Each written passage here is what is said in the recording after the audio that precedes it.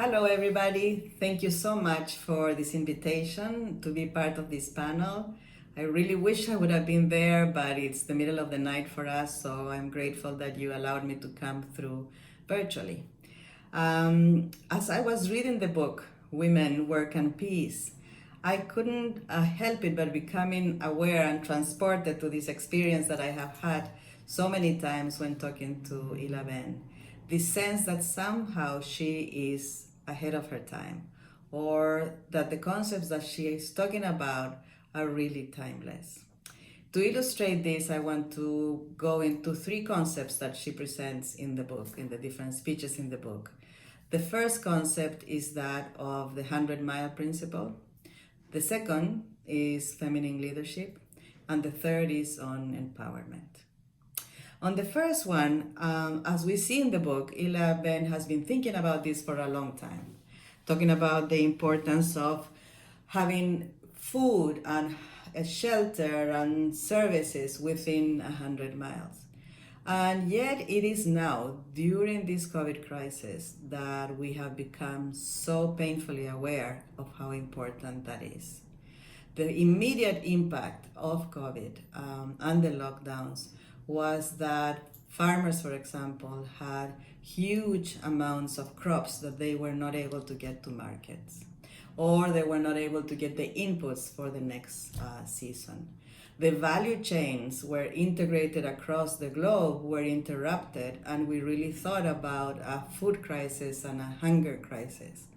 And through this, we learned that communities that are resilient are those communities that have the local consumer, producer, suppliers together, maybe not within 100 miles, but the importance of the local economy, the importance of supporting small businesses rather than big conglomerates, the importance of having services of health and education that really are at the front line available to our community, and the importance for the community to keep that know-how within them.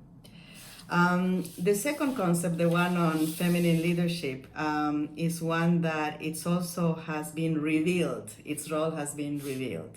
I think through the COVID crisis, we have seen a lot of the cracks in the system show up, first through the disruption of value chains, but also through the leadership that we have in the world today. Feminine is different than feminist. And as Ila Ben says, she's neither a feminist nor an economist, but she has been a voice of wisdom in these two domains. Feminine is not just a quality that women have, it's a quality that women and men have. And the masculine is something that women and men have as well. But our education systems have sort of inhibited the feminine in men and the masculine in women. And as a society, we have to balance both inside ourselves, within our organizations, and in the governments and international architecture. Many of the problems of the world, I think, are because we have an extreme of the masculine without its balancing, without appreciating the values that the feminine energies bring into the world. The masculine is hierarchical. It gets things done. It's focused on the goal as an objective rather than how you get there, while the feminine is looking for the good of the group. It's making sure nobody's left behind. It's taking the time to nurture and the time to sort of cook things in a way that is not against the necessary the typical time, but whatever time it gets for it to be done. And this is very much present in Sewa. Again, this has become clear in the current crisis. There's a study of 194 countries, quite careful study, published by the Center for Economic Policy Research and the World Economic Forum, that shows that the countries led by women, and of the 194, only 19 countries were led by women, so they had to separate by size of the country to make sure that they were comparable. That the countries that were led by women systematically and significantly had better outcomes in terms of COVID than the ones that were led by men. This is just an illustration of how women in leadership positions are able to deal in a much more effective way and quicker way with adaptive challenges, uncertainties such as the one as COVID. These are big lessons for us going forward. Finally, I wanted to talk about empowerment and the famous work that came into the development conversation in the early 2000s. Ravi here in the panel will remember. Isabel has also been ahead of our times on that.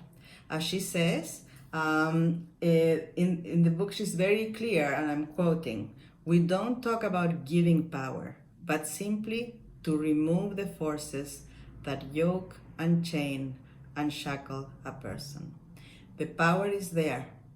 The women are strong. Ilaven and Sewa sees that. Building the confidence of the Sewa women is about activating that latent agency which is there. It's not about us giving the power to another one, but us seeing the power in the other and helping them activate that so that they can lead their lives and change the world around them.